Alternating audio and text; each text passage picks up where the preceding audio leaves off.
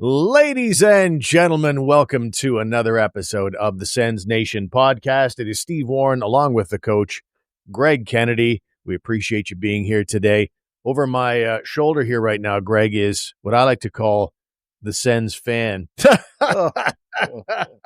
Oh, gosh. It's very hot up in my studio here today at the top floor of my home here in lovely downtown Manotick. Gregg, how are you today? Good, Stephen. Very good. Back from my weekend in Montreal. Very exciting stuff. Team Lebanon makes it to the final. Lost to the darn Greeks. That's a good team. That Greek team is very, very good. They handled us 6-4 or 7-4. I don't even know what the score was. We lost the final. It was disappointing.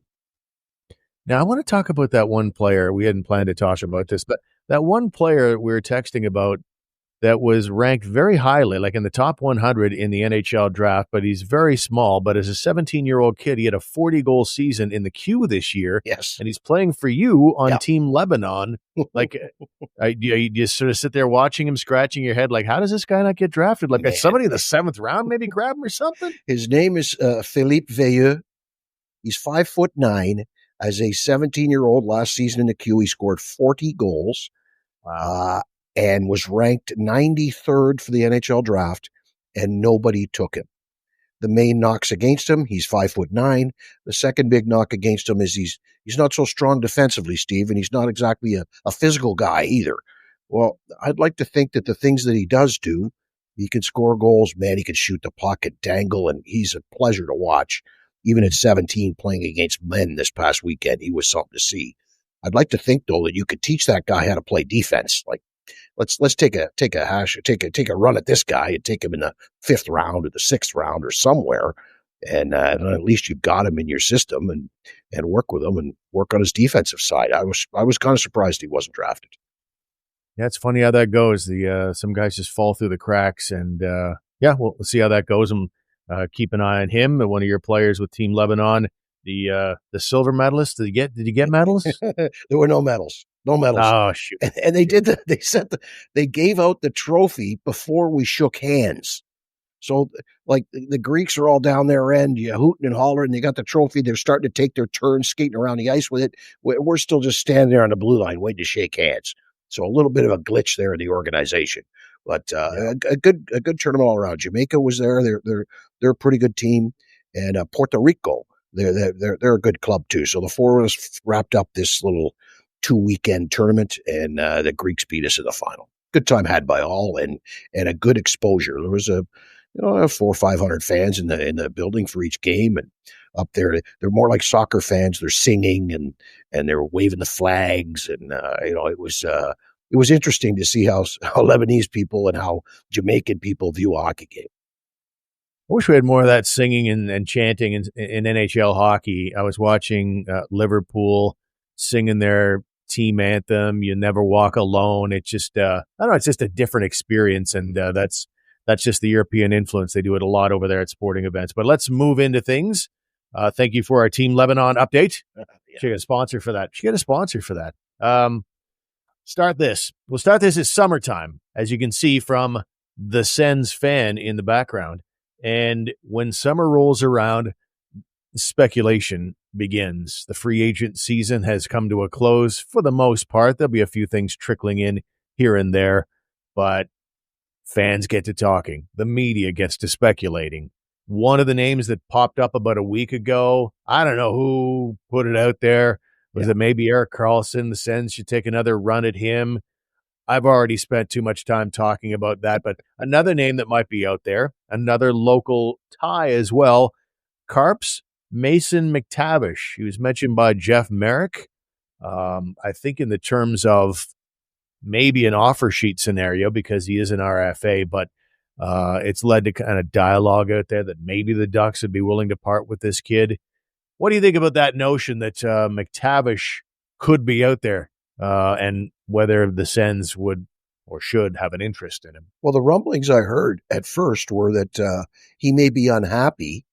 And the reason they gave for him being unhappy is that all these veteran guys that the Ducks have been signing in the last few weeks, really only doing it to get to the floor. They in San Jose have been having a tough time getting to the floor. I I can't see him being unhappy. He's a young player on a growing team, developing team. Why wouldn't he want to be there to see that through to where it goes? Now, if he is unhappy and he does want out, then yeah, I'd love to see him play here in Ottawa. He'd be a much better addition than the one season of Alex DeBrincat or the one season of anybody else they brought in here who couldn't hang on to them in the end. I just think that he could definitely help this team. I don't know what the price would be, though. That would be the scary part, I guess. I don't know what it would cost you to get him. Chychrun would probably be the other name you were thinking of there. Yeah. But yeah, I think any team would be interested in Mason McTavish. Such a big body presence with skill. And I don't know why you wouldn't be interested. But having said that, I always like to look at the other side of the coin. What in the world? I don't care if he's unhappy or not, but I mean, that's a guy that Anaheim would immediately turn around and start looking for again. If Mason McTavish retired from hockey today, they would immediately go, man, we need a McTavish type. Everybody needs a McTavish type, a big body presence who can score for you. He took a real big step forward, like cracked the 50-point plateau, I think, this past season. And there's more to come. I think we can agree. Remember the save, though? I mean, of all the offense we talk about, the save at the World Juniors, like that was amazing. That's one of the most amazing things I've ever seen. And then they come back to end up winning. That there's no way that puck, even if the hand-eye coordination that Mason McTavish possesses, he gets 10 more opportunities to pull that puck off the goal line again to save the day for Canada. He's probably not doing it in any of those 10 tries. No, bang on. And then the goal was scored like 5 seconds later, and they go right back down the other end and score. Like the timing of it, out of the air on the goal line, it'll be playing on top 10 lists for a long time to come. Great play. Do we want to spend any time talking about Karlsson? He's not coming here. Like, come on. He's not coming here. No, he's not. No, and it's a bad idea. Yeah. This is a team right now that is basically trying to stop doing Karlsson-esque type things. That's what Travis Green has been charged with, to come in here and remove the Karlsson tendencies. Mm-hmm. Not specifically, learned from Karlsson, but that's I think the MO for this team right now. Because I think in a lot of DJ Smith's tenure here, it was a fun run and gun type team. They loved being together. They loved laughs. They loved scoring goals. And now Travis Green is just trying to balance that out. He's not trying to shut down the offense, but he's just trying to balance things out. And man, I can't think of anything that would sabotage that more than inserting Erik Karlsson, particularly when you've got mini Erik Karlsson and Thomas Chabot on this team. Yeah, I think you know what, Steve, if he has a good year, like if he doesn't get dealt before the season starts and he's having a good year, it might be something to think about at the trade deadline, right? Depending on Ottawa's situation in the standings, depending on their situation come playoff time, what kind of health they're in. I think it might be something worth looking at the trade deadline for like a short-term rental and then try to move him again if it doesn't work out, because he's still got, is it 2 or 3 years left? So you acquire him, you're paying him a lot of money for a long time. Now, of course, San Jose is paying some of that salary, and I would assume Pittsburgh would pay some of the salary as well to move him now. But if you're going to acquire him, there's a lot of risk, a lot more risk than there is guarantee that he's going to be the player he was even 3 years ago, let alone 5 or 10 years ago. Yeah. No, you don't even think about it unless Pittsburgh retaining a ton of dough there, But even if he's rolling in at $5-6 million a year, it's just not right. Not right. And it's time to turn the page. So that's what I have to say about that. The Ford It's a Big Deal event is on. Right now at Jim K. Ford, lease a 2025 Escape Active all-wheel drive from $198 bi-weekly at 1.99% APR for 36 months with $2,755 down. That's like $99 weekly. Plus a $750 bonus for eligible Ford owners. Like we said, it's a big deal and it's on now, but not for long. Visit Jim K. Ford today for details or online at jimkford.com. At Jim K. Ford Lincoln, we say yes! Here in Canada, we don't just make lights. We craft possibility, connection, and celebration, built right here by people who care about what they're creating. At Celebrite, we're made of all the colors of the RGB rainbow.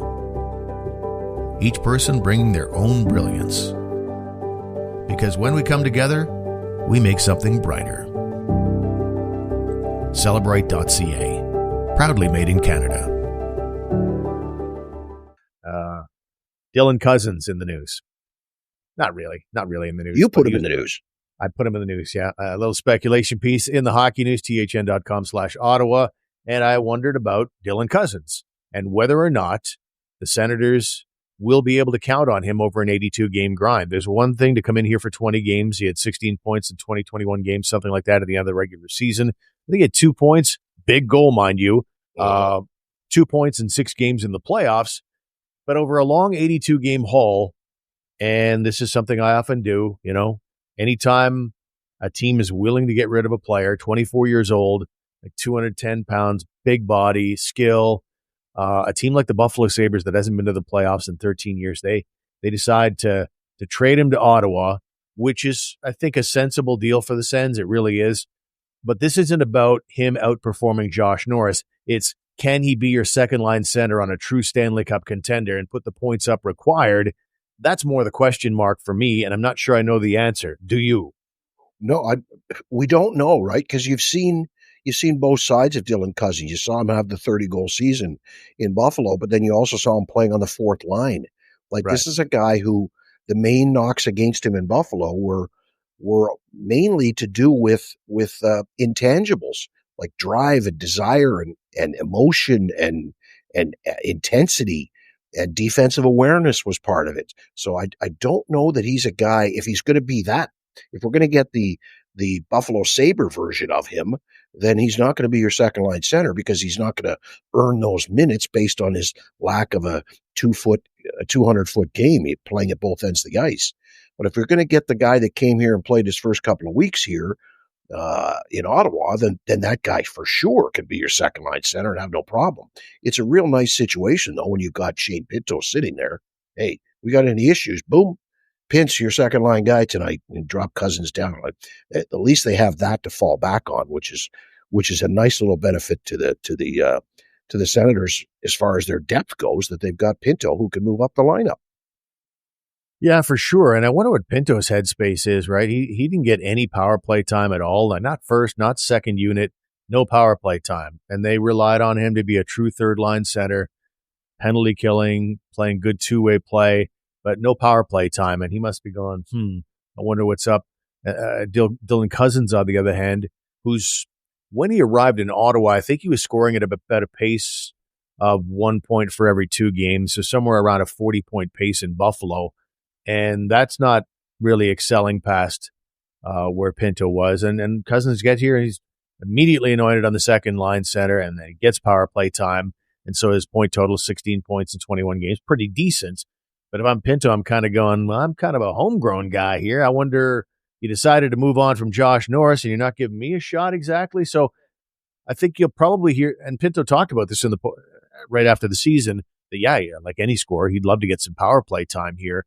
I do think Dylan Cozens will be hearing footsteps from Shane Pinto, who, by the way, is eligible for an extension right now. If Pinto does, maybe he's better, or maybe Cozens really, goes back to his kind of Buffalo inconsistencies and Pinto moves up. That is an interesting scenario when you got 5 more years of Dylan Cozens at 7.1. And now you've got Pinto, who surpassed him this season, and he's at 3.75, and he'll be looking for a raise this time next summer, or maybe even before. It could get interesting with that dynamic. Yeah, it'll be interesting to see what kind of contract he gets. Like, if the Senators are going to sign Pinto while they can right now, right? That he's eligible right now. Yep. So what kind of money they give him will probably give you a little bit of an indication of where they see him fitting in the lineup, right? If he's going to get the upwards of if he gets over 5, then that's pretty close to Cozens, and maybe they see it as 2A and 2B, with Timmy Stützle being 1.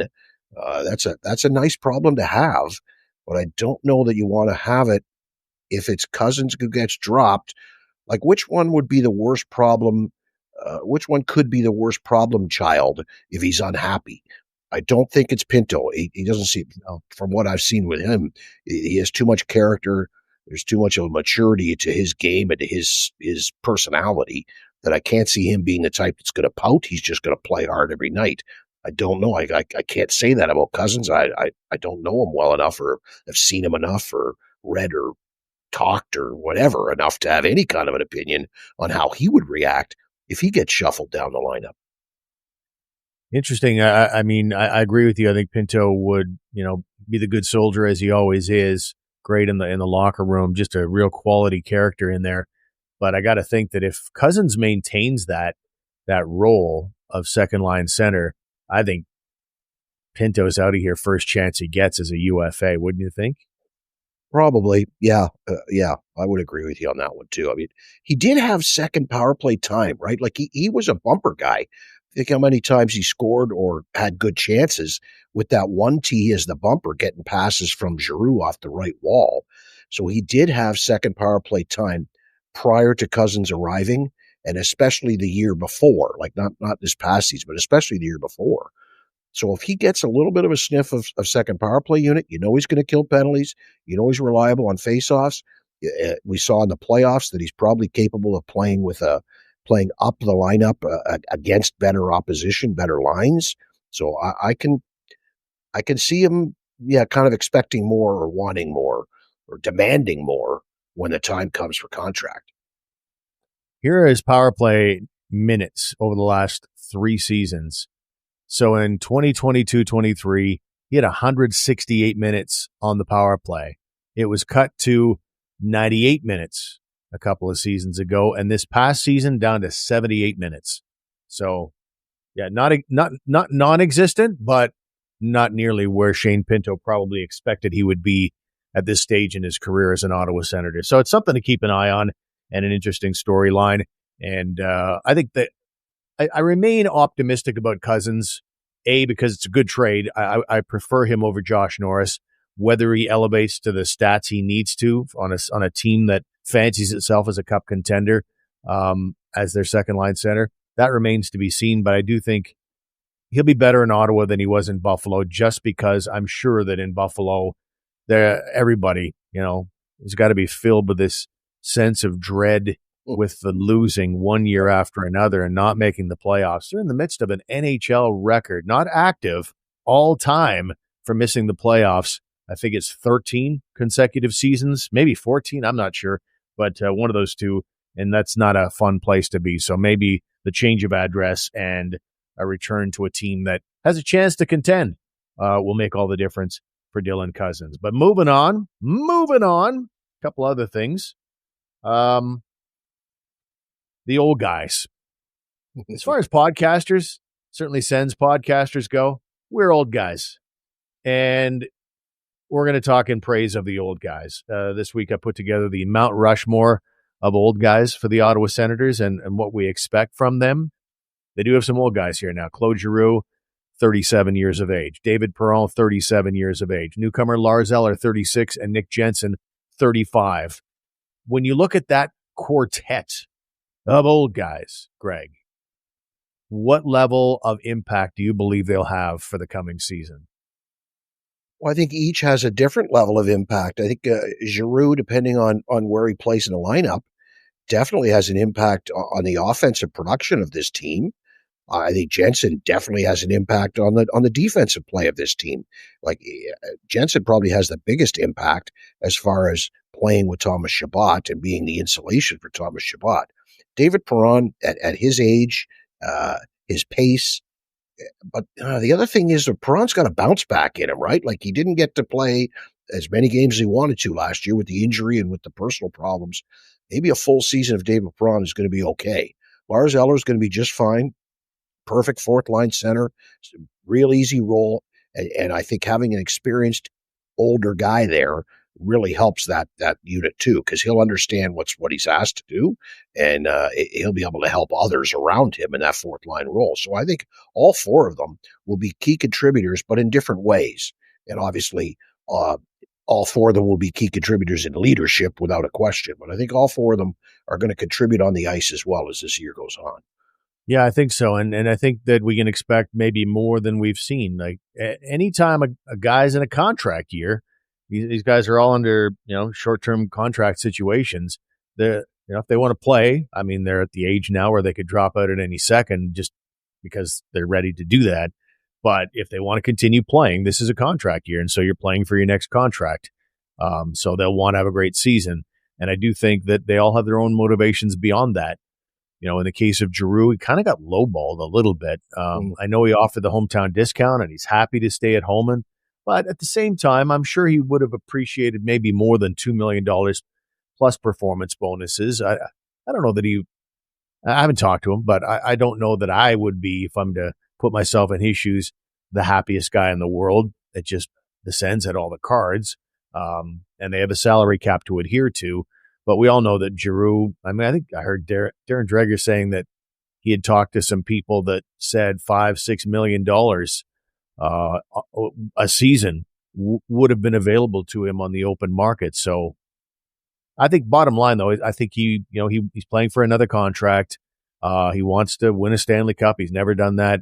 And I think he wants to go, hey, I still got tons left in the tank here, because when you're, there was a lot of dialogue leading in those negotiations as to whether Giroux was losing a step or deserved this or that. I think he's going to have a big summer in the gym, and I think he's going to come back and be all the more inspired. As far as Perron and Eller go, they're basically in a new market. Perron has been here, but he wasn't at his best through injury and the family issues, and so his stats were not great. So I think he wants to show Ottawa that he's worth the money. Same with Lars Eller as a newcomer here. So, but Nick Jensen is the one I really wanted to talk about, and hopefully he'll be healthy, because you mentioned the impact that he had on Thomas Chabot. I don't know if you buy the plus minus thing or not, but Jensen and Chabot were 1-2 on this team in plus minus, and this is a team that only had guys. I think they only had like 7 guys that were in the plus category this season, and these guys were like 18 and 17, plus 18 and plus 17. Jensen, like, the impact that he had on Chabot was tremendous, because through his entire career, Chabot has never been a plus player, and this year he's a plus 17. Are you kidding me? Jensen is valuable to the team unto himself, but he's also made Thomas Chabot a considerably better NHL player. Yeah, and but not only does he make Chabot a better player, he stabilizes the whole 6-man unit. If you have to start the year without Jensen, there's questions there as to, okay, who's going to play with Chabot, or who's going to play in the bottom pair. And either way, it's somebody. If Jensen's not healthy, somebody's playing on that second pair with Chabot who maybe doesn't belong there, or maybe isn't ready to be there. I think it puts all the more pressure on this team if Jensen's not good to go. And then conversely, that shows how valuable he is out of the 4 old folks, the geriatric crew here. I think he's the most important one, because he stabilizes the 6-man unit that plays defense for this, the 6 guys who play defense for this team. All right, let's move on to something else. Igor Sokolov in the news, a former senator. That's hilarious. I mean, I know that people say, oh yeah, the guy hasn't been a senator. He wasn't even really a senator when he was here. He only had like a cup of coffee with the big league club. I think he still has might still have the record for games played by Belleville Senators players.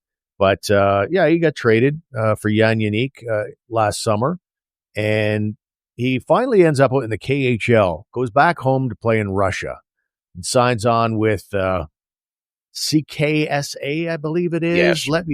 Let me double check that. You got it. Is that it?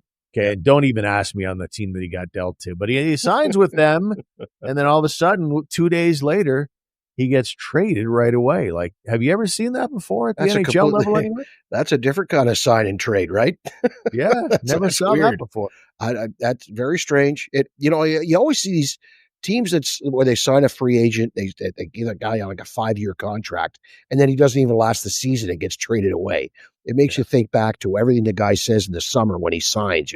This is a good place for me and my family, and I want to be here. A good young group. We're going to develop and give it a chance to win, and this is the place I want to be. And then they trade the guy at the trade deadline when he's still got 4 years left. But this one's way out of left field. Sign a free agent deal and get traded 2 days later. It makes you wonder, was there something going on? Was the other team didn't have the couldn't sign him if they didn't get rid of somebody, so they had to do it this way. There must have been something else, some underlying league rules or conditions or something that forced this team to do it the way they did. It just seems strange. Yeah, in the summertime, 2 days later, that's really unusual. Certainly, we've seen it here in Ottawa during the rebuild with Pierre Dorion bringing in guys that at the time they're acquired, you're going, oh, intriguing, yeah. The Derek Steppans of the world, the Braden Coburns, Cedric Paquettes. We could just go, this is a pile of these names, but at least they had to go on the ice and prove that they were not the answer. It wasn't 2 days. It wasn't in the summertime. 2 days later, I feel badly for the kid. We've had him on the show before, and just a great kid, and you saw his story, coming up with Drake Batherson and Cape Breton, and just endearing himself to his billet family and to Batherson himself, and being overlooked in the draft, and just it was a good story, and he's such a likable character, and you hope that he'd make it, but just didn't have the foot speed at the end of the day, and that's the game now is just. Even 10 years ago, the game was about speed, but even now, it's like those who are not fast need not apply. Right, exactly. Bang on. So, a couple other things off the page. Oh, non-senator, I should say. Okay. The decentralized draft. Oh, God. I kind of went off on it on a recent episode at how bad the presentation of the decentralized draft was. And I was absolutely certain that thing is never happening again. And as it turns out, that thing is happening again. Surely they'll make a bunch of tweaks at least, but what's your reaction to hear that the NHL is going to that well again? My first reaction was, here goes the NHL again, not like turning a deaf ear to their fans. I can't imagine there were all that many fans out there who were tweeting or Instagramming or whatever you do these days to send out glorious review messages. I don't think there would have been all that many for Gary to have seen. So it just seems strange to me. Well, actually it doesn't. It yet another example of the NHL with a deaf ear to what the fans want, what the fans like, and what the fans love. And this is terrible. Like that show was brutal from start to finish. And it really was everything I expected it to be. And actually, in some cases, worse than I thought it was going to be. I cannot believe they're doing it. It just, GMs in this league apparently are the ones who are behind this decision. They prefer it this way. Okay, fine, but it better be better. For God's sakes, you can't help but make this show better. Like, there are things that need to be dropped from it immediately. And if they're going to do it again, they better get it at least closer to right the next time around. Yeah, I think I'll reserve judgment if they just. It's not that the decentralization is problematic for me. It's just the way that they did it. Like I do not want to see any of the NHL executives on a big screen and the kids being dragged over to have this really awkward, brutal conversation. That I was like, did they not focus group or test this out? Like, what will that look like? It was almost like they just assumed this would be like, oh, we're taking people inside and this will just be really, really interesting. And it just wasn't. So just drop that NHL virtual reality house, drop that all together. Just drag the kid over to a experienced broadcaster who can ask 3 or 4 good questions. And then we move along, go back to the panel, have a bunch of people on the panel that people have heard of to break down what they think that player will be for that team. Just stop overthinking it so much and adding all these little twists that just don't work. And a lot less Gary Bettman too. I don't mind Gary Bettman making the announcement, but just all this, the video of him posing and dragging the player back to see the team and just kicking out much the celebrity. Yeah, kicking out the celebrity. And in some cases that was appalling, but we talked about that in a recent episode. Yeah. Just less Gary. I would say by percentage, how much less Gary do you want? I'm looking at 80% less Gary. Wow, 80. Well, 80. The question then becomes, okay, who's going to make the announcement? Right? Like Gary has to come out. Somebody has to come out and make the announcement. And if we want guests. Okay, no, exactly. We don't want guests. We don't want these so-called celebrities. Like we want somebody else. So is it one person who's a host? Like maybe it's no, you can't have a TSN guy, and you can't have it be Ron because he'll go off in a tangent in the middle of announcing the selection. I don't know who it is. Like it's like God, Kevin Bieksa would be great. Or David Anber would be great. There are some guys there that I think could do it other than Gary. But if you're going to have Gary doing the announcing, it's going to be pretty tough to have 80% less Gary if he's the only guy who's there to say Ottawa select so and so.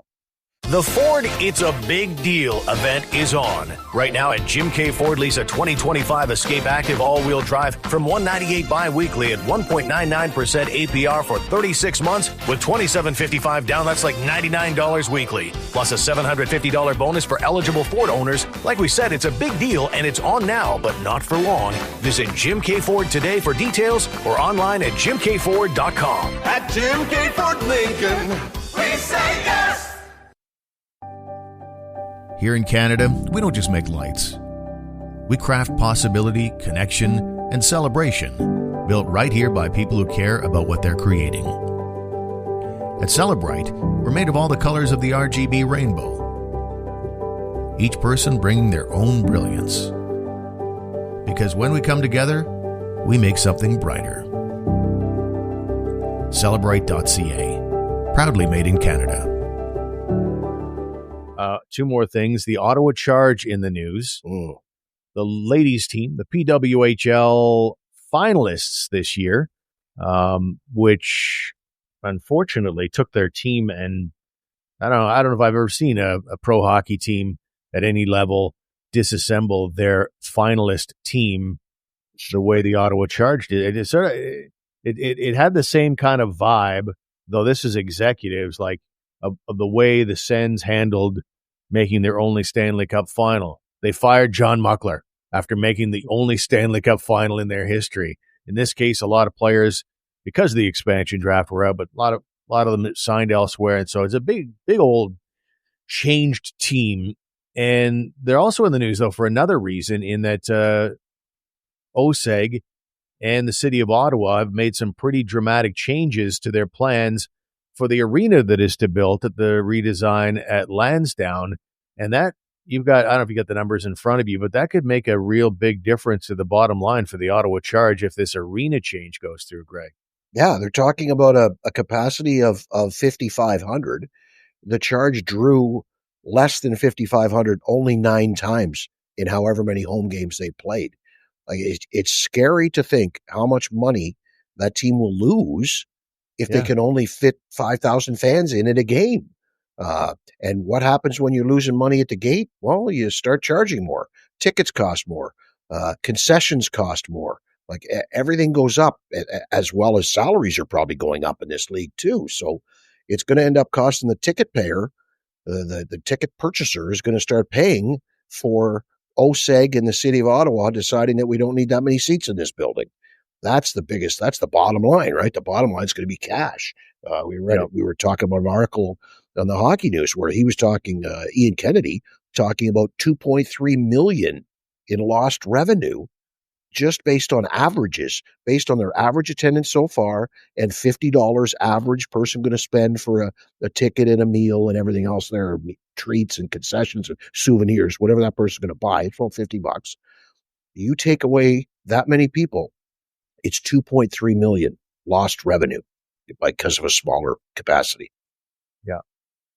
Be interesting to see if maybe the PWHL, if this goes through and the Charge continue growing, although based on the roster and the changes, I'm wondering what their attendance will be for the coming season. Time will tell. Mm-hmm. But if the growth continues, though, and the attendance and the league continue to do well, there is going to be potentially, well, I think it's all but done now, basically. They still have to dot some I's and cross some T's, but when we get a downtown NHL arena, maybe the PWHL is knocking on their door at some stage if OSEG really drops the ball on this. OSEG, in their comment to the Hockey News back in January, and a story that Ian Kennedy put out there, it was a lot of blah, blah, blah, but the last line was, we're not, when we while we can confirm the charge are involved and informing the process as the project moves along, we are not positioned to comment on whether the proposed capacity at the arena would adversely affect their attendance levels. And that seems like a passing of the buck, or as Ian put it, shows in ignorance.